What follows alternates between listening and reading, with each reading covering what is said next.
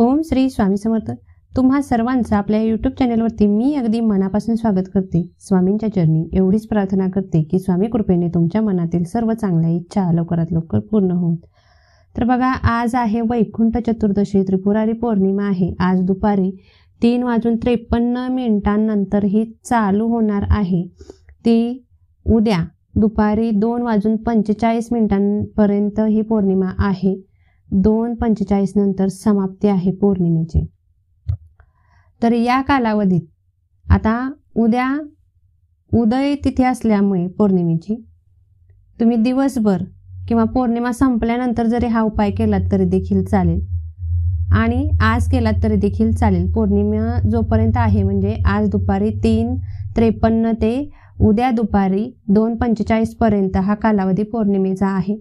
या दरम्यान तुम्ही हे केलं तरी देखील चालेल. हा उपाय नाही जमलं तर उद्या दुपारनंतर केलात संध्याकाळपर्यंत तरी देखील चालणार आहे. कारण उदय तिथीनुसार पौर्णिमा ही उद्या दिवसभर असणार आहे. ज्यांचा पौर्णिमेचा उपवास आहे त्यांनी उद्या करायचा आहे आणि जे सत्यनारायणाची पूजा वगैरे मांडतात त्यांनी आज सत्यनारायणाचं पूजन करून घ्यायचं आहे. तसेच आज आवळ्याच्या झाडाचं देखील पूजन करायचं आहे. आवळ्याच्या झाडाखाली भोजन एखाद्या व्यक्तीला दिलं तुम्ही तर तुमच्या सर्व पापांचा नाश होऊन लक्ष्मी प्राप्तीचे योग तुम्हाला निर्माण होत असतात. एवढा छान दिवस आणि सुंदर जो योग आहे तो हाच आहे. तसंच बघा, आता ज्यांची तुळशी विवाहाची म्हणजे लग्न राहिली असतील, तुळशी विवाह दिवशी ज्यांना लग्न लावणं झालं नाही, तुळशीचा विवाह करणं झालं नाही, ते लोक आज आणि उद्या तुलसी विवाह करू शकतात. सायंकाळी 6 नंतर करायचं आहे. आणि कार्तिक पौर्णिमेला या झाडाला पाणी घातल्यामुळे तुम्हाला उत्तम आरोग्य, मान सन्मान, धनधान्य, पैसा, तुम्हाला जे हवं आहे, ज्या इच्छा तुमच्या आहेत त्या पूर्ण होणार आहेत. ज्या सांसारिक इच्छा ज्या आपण म्हणतो ना त्या सर्व पूर्ण होणार आहेत. कार्तिक पौर्णिमा हा सण हा 5 दिवस साजरा केला जातो. म्हणजेच तुलसी विवाहापासून कार्तिक पौर्णिमेपर्यंत हा जो उत्सव आहे तो खूप थाट्यामाटात साजरा केला जातो. मात्र यावेळी 4च दिवसांचा हा उत्सव आहे. त्यामुळे 4थ्या दिवशीच आपली ही म्हणजे 3ऱ्या दिवशीच पौर्णिमा आलेली आहे. 24 तारखेला तुलसी विवाह होता आणि आज 26 तारीख आहे. आज आणि उद्या ही पौर्णिमा राहणार आहे. तसेच या पौर्णिमेच्या कालावधीमध्ये आपण जे काही आज आणि उद्या जे काही दान पुण्य करू ना, दान धर्म करू, त्याचे जे पुण्य आहे ते 100 पटीने आपल्याला जास्त फलदायी ठरत असतं. कार्तिक पौर्णिमेला त्रिपुरारी पौर्णिमा असंही म्हणतात आणि असं मानलं जातं की या दिवशी भगवान भोलेनाथांनी त्रिपुरासूर राक्षसाचा वध केलेला होता. त्यामुळे त्याला त्रिपुरारी हे नाव पडलेलं होतं. आणि कार्तिक पौर्णिमा हा जो सण आहे, जसं की मी तुम्हाला म्हटलं, हा सण 5 दिवस साजरा केला जातो. मात्र यंदा हा सण 4च दिवस आलेला आहे. देवउठणी एकादशीपासून सुरू होऊन पौर्णिमेच्या दिवशी हा सण समाप्त होतो. मात्र तुळशी विवाह जो आहे तो तुलसी विवाहापासून पौर्णिमेपर्यंत म्हणजे या 4 दिवसात आपण करू शकतो.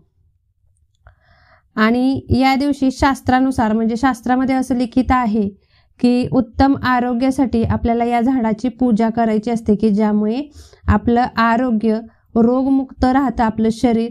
या झाडाला पूजा केल्यामुळे या झाडाची आणि या झाडाला पाणी घातल्यामुळे. तर ते झाड कोणतं तर बघा, देवउठणी एकादशीपासून ते कार्तिक पौर्णिमेपर्यंत कधीही तुम्हाला जमेल तेव्हा तुम्हाला तुळशीला पाणी घालायचं आहे. तुळशीची विधिवत पूजा करायची आहे. तिला 16 शृंगारांची ओटी देखील तिची भरायची आहे. म्हणजे 16 शृंगारांचं साहित्य घ्यायचं आहे आणि त्या साहित्याने तुम्हाला तुलसी मातेची ओटी भरायचं आहे. नंतर हे साहित्य काय करावं तर नंतर हे साहित्य घराची जी मेन स्त्री आहे तिने परिधान करायचं आहे, तिने वापरायचं आहे. त्यामुळे साहित्य घेताना चांगलंच घ्या. असंही ज्यावेळी आपण देवळात देखील ज्यावेळी ओटी वगैरे भरतो, 16 शृंगारांचं साहित्य घेतो ना त्यावेळी चांगलंच घ्यावं. काय होतं ना, ज्यावेळी आपण चांगले एखाद्याला देतो त्यावेळेस आपल्याकडं सुद्धा चांगलं व्हायला सुरुवात होती. तसेच आपल्या घरामध्ये सुख समृद्धी ही यायला सुरुवात होते आणि रोगांपासून मुक्तता मिळते. कार्तिक पौर्णिमेच्या दिवशी तुळशी जी होती म्हणजे तुळशी ही वैकुंठामध्ये पोहोचली होती, साक्षात ती वैकुंठामध्ये गेलेली होती. त्यामुळे या दिवसाला अतिशय म्हणजे अतिशय महत्त्व आहे. आधीमध्ये तुम्ही कधी देत असाल पाणी नसाल देत, मात्र पौर्णिमेच्या दिवशी, कार्तिक पौर्णिमेच्या दिवशी जे कोणी आपल्या तुळशी मातेला जल अर्पण करतात त्यांच्यावरती भगवान विष्णूंचा कृपा आशीर्वाद कायम म्हणजे कायम स्वरूपी राहतो, टिकून राहतो. त्यांच्या घरामध्ये लक्ष्मी धनधान्य कधीही कमी पडत नाही. तसेच कार्तिक पौर्णिमेपासून म्हणजे आजपासून पुढील कार्तिक पौर्णिमेपर्यंत वर्षभर जर आपण तुळशीला पाणी घातलं आणि नंतर तुळशीची जी माती आहे तिचा जर टिळा आपण कपाळी लावला, असंही आपल्याला रविवारी पाणी द्यायचं नसतं तुळशीला आणि एकादशी दिवशी द्यायचं नसतं. म्हणजे तुळशीला स्पर्श करायचा नसतो रविवारी, आणि एकादशीच्या दिवशी अजिबात तुळशीला पाणी देखील घालायचं नसतं, कारण तिचं निर्जला व्रत असतं. त्यासाठी हे 2 दिवस स्किप करून बाकीचे इतर दिवशी तुम्ही पाणी घालायचं आहे तुळशीला. आणि रोजच्या रोज बिना विसरता एक मातीचा टिळा, 1 चिमटभर माती घ्यायची आहे तुळशीची आणि तुळशीच्या कुंडीतील किंवा तुळस जर तुमची असेल, वृंदावन मोठा असेल तर त्याच्यातील घ्यायचे आहे आणि आपल्या कपाळी टिळा लावायचा आहे. यामुळे जो व्यक्ती हा उपाय करतो त्याच्या घरामध्ये कधीच म्हणजे कधीच पैशांची आणि लक्ष्मीची कमतरता भासत नाही. त्याच्या घरामध्ये लक्ष्मी ही स्थिर आणि सदैव वास करते असं शास्त्रांमध्ये लिखित आहे. तसेच ज्या दिवशी प्रबोधिनी एकादशी असेल, आता प्रबोधिनी एकादशी तर झाली, मात्र प्रबोधिनी एकादशीपासून कार्तिक पौर्णिमेपर्यंत जर आपण विष्णू सहस्त्रनाम आणि लक्ष्मी मातेचं जे लक्ष्मी अष्टक स्तोत्र आहे ना ते जर आपण वाचलं संध्याकाळच्या वेळी, तर आपल्या घरामध्ये आर्थिकच्या बाबीच्या ज्या समस्या असतात त्या पूर्णपणे, जो त्रास आहे की सारखं बघा आपल्या एखाद्या वेळेस आपल्याकडे पैसे जास्त असतात, एखाद्या वेळी अचानक कमी होतात, मग अचानक आपल्याला एखादी गरज लागली तर त्यावेळी पैसा हा कमी पडतो, तर ती स्थिती त्या व्यक्तीवरती कधीही येत नाही. जो कार्तिक पौर्णिमेच्या दिवशी विष्णू सहस्त्रनाम आणि लक्ष्मी स्तोत्राचं वाचन 11 पाठ पूर्ण करतो, दोन्ही पाठ जे आहेत ते 11 वेळा करायचे आहेत. म्हणजे लक्ष्मी अष्टक जे स्तोत्र आहे ना आपण अष्टलक्ष्मीचं ते 11 वेळा म्हणायचं आहे आणि विष्णू सहस्त्रनाम 11 वेळा म्हणायचं आहे. संकल्पयुक्त ही सेवा जो करतो त्याला मान सन्मान आणि त्याची जी आर्थिक परिस्थिती आहे ती वर्षभर स्थिर राहते. कमी जास्त असं त्याला काही होत नाही. वर्षभर त्याला जेवढा पैसा पाहिजे, ज्या ज्या वस्तू पाहिजे आहेत तेवढ्या सगळं मिळायला सुरुवात होतात. तसेच कार्तिक पौर्णिमेच्या दिवशी सकाळी लवकर उठून ब्रह्ममुहूर्तावरती जे कोणी सूर्याला जल अर्पण करतात व त्या जलामध्ये सेंदूर थोडंसं मिसळतात आणि नंतर जल अर्पण करतात, त्यांच्या आयुष्यामध्ये सौभाग्याची प्राप्ती त्यांना होते आणि बुद्धिमत्ता त्यांची सुधारते. कुंडलीतील सूर्याची जी स्थिती आहे ती मजबूत होते. सूर्य हा आत्मा, पिता, सरकारी नोकरी, उच्चपद इत्यादींचा कारक आहे. त्यासाठी रोजच्या रोज सूर्याला जल अर्पण करणं हे गरजेचं आहे. मात्र रोजच्या रोज जरी तुम्हाला नाही झालं तरी कार्तिक पौर्णिमेला नक्की करण्याचा प्रयत्न करा. म्हणजे उद्या सकाळ ब्रह्ममुहूर्तावरती उठून तुम्हाला सूर्याला जल अर्पण करायचं आहे. त्यासोबतच आपल्याला आज किंवा उद्या 2 दिवस पौर्णिमा आहे, किती सुंदर योग आहे बघा. ज्यांना आज जमेल त्यांनी आज करायचं आहे, ज्यांना आज जमणार नाही त्यांनी उद्या केलं तरी देखील चालेल.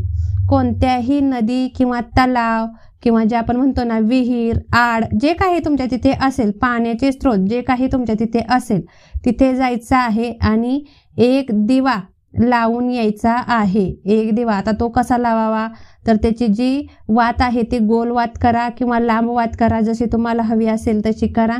आणि तो जो दिवा आहे तो जलाशयाच्या जवळ, म्हणजे जिथं पाण्याचा साठा आहे, तलाव, नदी, आड, विहीर अशा ठिकाणी किंवा जरी ओढा असेल ओढ्याला जरी लावलात तर देखील चालेल.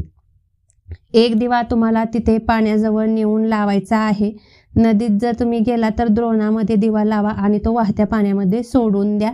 यामुळे काय होतं की शनी, यम, राहू आणि केतू इत्यादींचे वाईट प्रभाव तुमच्या कुंडलीमध्ये असतील, तुमच्यावरती असतील, ते पूर्णपणे या एका दिव्याचं दान केल्यामुळे तुमच्या आयुष्यातील पूर्णपणे या ज्या कटकटी आहेत ना, म्हणजेच काय तर शनी, यम, राहू आणि केतू हे जे ग्रह तुम्हाला त्रास देत असतील ते पूर्णपणे शांत हे होत असतात.